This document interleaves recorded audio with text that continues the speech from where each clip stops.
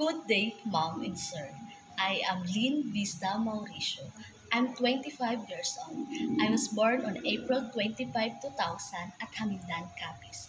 I'm the youngest among my siblings, and I am single and recently residing here in Philippines.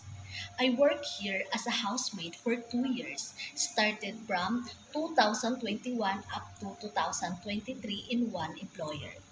My duties and responsibilities is to take care one kid and do house chores. I know how to clean house, wash dishes, and do laundry.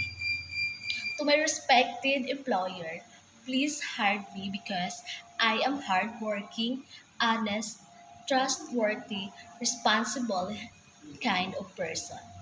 If you hire me, I promise I will do my very best to serve you with all my heart. Thank you and God bless.